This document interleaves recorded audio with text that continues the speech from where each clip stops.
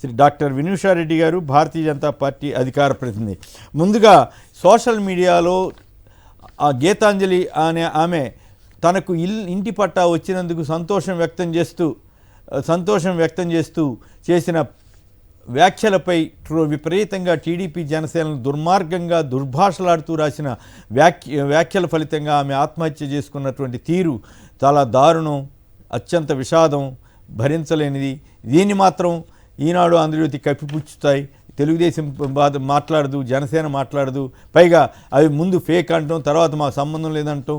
ఇలా పచ్చి అబద్ధాలను ప్రచారం చేస్తున్నారు. ముందుగా నేతలు కానీ ఇక్కడున్న చర్చలో పాల్గొనేవారంతా ఖండించిన తర్వాత మిగతా అంశాల మీద, పొత్తు వ్యవహారాలు, అలాగే చంద్రబాబు అసైన్డ్ ల్యాండ్ భూ కుంభకోణం, వీటి మీద చర్చలోకి వెళదాం. ముందుగా వినూషారెడ్డి గారు, ఒక మహిళగా మీరు ఎలా చూస్తారు ఈ గీతాంజలి ఆత్మహత్య ఉదంతాన్ని?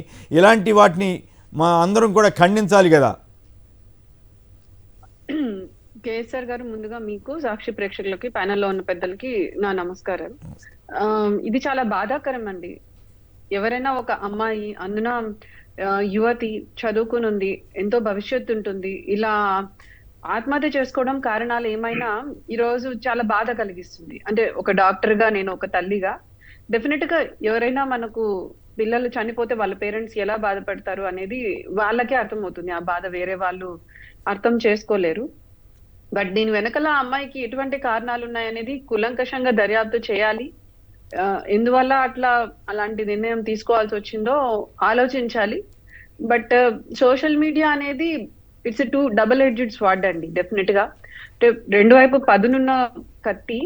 దాంట్లో ఎలా ఉండాలి, ఎటువంటి మనం ఏమి చేయనక్కర్లేదు. అంటే అంటారు కదా, ఇప్పుడు రోడ్లో వెళ్తున్నాం అనుకోండి, యాక్సిడెంట్లు అవుతున్నాయంటే నీవు కరెక్ట్ గా ఉన్నా సరే ఎదుటి వాళ్ళు ఎలా వచ్చినారనే దాన్ని బట్టి కూడా యాక్సిడెంట్లు అవుతాయని మనం చిన్నప్పటి నుంచి వింటుంటాము. ఈ సోషల్ మీడియా కూడా అలాంటిదే అనిపిస్తుంది కేఎస్ఆర్ గారు. ఎస్పెషల్లీ అమ్మాయిలు ఒకటికి 2 సార్లు కాదు, ఒకటికి 10 సార్లు ఆలోచించి అంటే సరే, నేను ఖండించమని అడిగాను. సరే, ఖండించడంతో పాటు కొంత వివరణ కూడా ఇస్తున్నారు.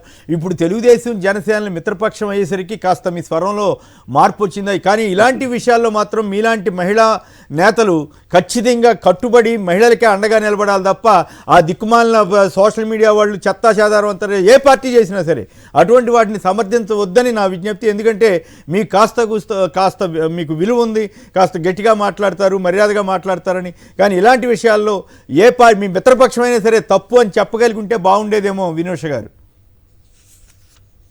లేదు కేఎస్ఆర్ గారు, నేను చెప్తున్నా మీకు, మహిళలు బేసికల్ గా సోషల్ మీడియాలో ఎటువంటి సమస్యలు ఎదుర్కొంటారనేది ఒక వాస్తవాన్ని మనం ఎప్పుడు దాపెట్టాల్సిన అవసరం లేదు. కానీ అంటే మనకి ఎన్నో చట్టాలు కూడా ఉన్నాయి కదా, సైబర్ క్రైమ్ చట్టాలు ఉన్నాయి మహిళలను ప్రొటెక్ట్ చేయడానికి. వాటి మీద అవగాహన కలిగించాల్సింది కూడా మనం ఆడపిల్లలకు ఉందేమో. ఎందుకంటే ఇప్పుడు మనం నిన్న చూసాము, ఆమె ఫేమస్ యాక్టర్ కత్రినా కైఫ్ది ఒక డీప్ ఫేక్ ఇమేజ్ వచ్చింది. అంతకుముందు ఇక్కడ సెలబ్రిటీస్ కాబట్టి మనకు పేర్లు తెలుస్తాయి, రష్మిక మందన్నది వచ్చింది. బట్ ఎలాగైతే మనం రోడ్డు మీద వెళ్ళేటప్పుడు ఒక బెల్ట్ పెట్టుకోండి, ఒకటి హెల్మెట్ పెట్టుకోండి అని చెప్తాము, మన పిల్లలకి మనం కూడా ఈ సైబర్ ప్రొటెక్షన్, ఈ బుల్లీయింగ్ నుంచి గట్టిగా చేయాల్సిన సమయం వచ్చిందని నేను చెప్తున్నాను. అది పార్టీలకు అతీతంగా ఒక మహిళగా నేను చెప్తున్నాను. డెఫినెట్ గా ఇట్లా ఈ ట్రాలింగ్స్ ఇవన్నీ ఎక్కువ ఉన్నాయండి. ఎందుకంటే మేము కూడా సోషల్ మీడియాలో ఉన్నాము, వీఆర్ యాక్టివ్, మాకు తెలుసు ఈ ట్రాలింగ్ ఎలా ఉంటుందో.